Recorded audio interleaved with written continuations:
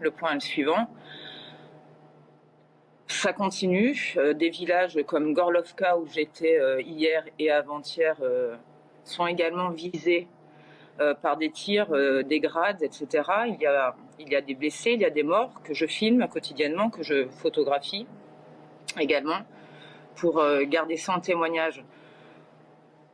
Je n'ai aucun message politique, mais sachez simplement que depuis une semaine, on parle de ce conflit, mais il dure depuis 8 ans. Il y a eu 13 000 morts. 13 000 morts.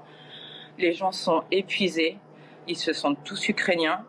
Ce que je peux vous dire, c'est qu'ils sont très surpris que l'Europe se rende compte de la situation. Alors que pour eux, cette situation de bombardement, c'est de vivre dans des caves, etc., de recevoir l'artillerie lourde fréquemment. Je l'ai documenté en 2015. Pour eux, c'est un quotidien depuis 2014, je le répète. Ensuite, je vous interromps parce qu'il y a effectivement tout le monde ne comprend pas la situation aussi précisément, évidemment, que vous la vivez depuis de nombreuses années. Vous avez dit, et ça m'a surpris, tous les gens se sentent ukrainiens. Et vous avez rappelé que les bombardements étaient ukrainiens il y a quelques jours. Absolument. Mais quelque chose de grave que visiblement a échappé. La population du Donbass en 2014 a été ciblée par son propre gouvernement. La population russophone a été bombardée par le gouvernement de Kiev. Oui, voilà. J'ai toutes les preuves, donc je pourrais vous les fournir en rentrant en France. J'ai les images. J'ai un film là-dessus.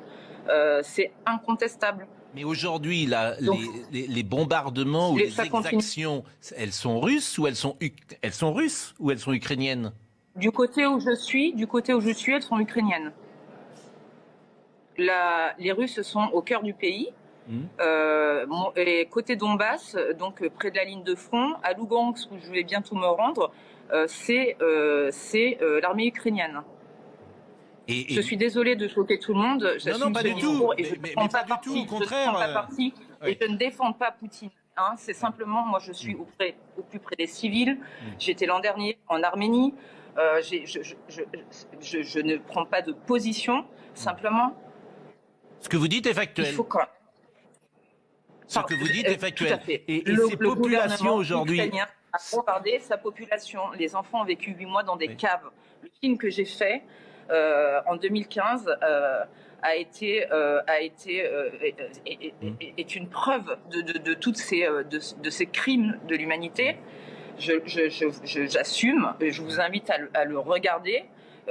Hier, j'étais avant-hier dans une école. 2 institutrices ont été coupées en deux, le corps coupé en deux. Je rencontre j'ai mis des photos sur mon mur Facebook, des babouchkas, parce que les gens qui n'ont pas, les plus âgés, les retraités n'ont pas pu quitter la zone.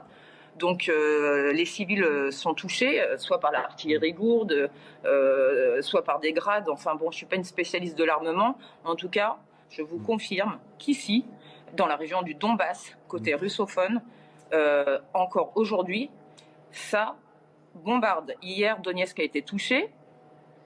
Et c'est évidemment le pouvoir central ukrainien, selon vous, qui déclenche ces bombardements. Alors, ce que je vous propose, est-ce que vous pouvez rester avec nous? Parce qu'on va recevoir Bernard-Henri Lévy dans quelques secondes, Anne-Laure Bonnel. Est-ce que vous pouvez rester avec nous et apporter votre témoignage? Parce qu'on doit marquer une pause. Oui, bien sûr. Bon, je vous en prie.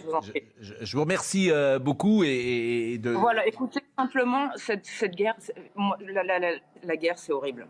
Alors, j'ai pas de solution, je fais pas de politique, mais ce qui se passe, c'est très grave. Vous êtes écoutés par des millions de Français.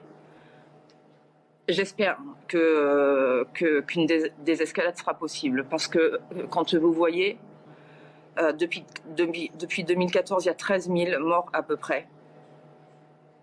Anne-Laure, vous êtes dans le Donbass depuis combien de temps? Je suis arrivée depuis lundi dernier. Et vous étiez à Paris la semaine dernière? Ouais.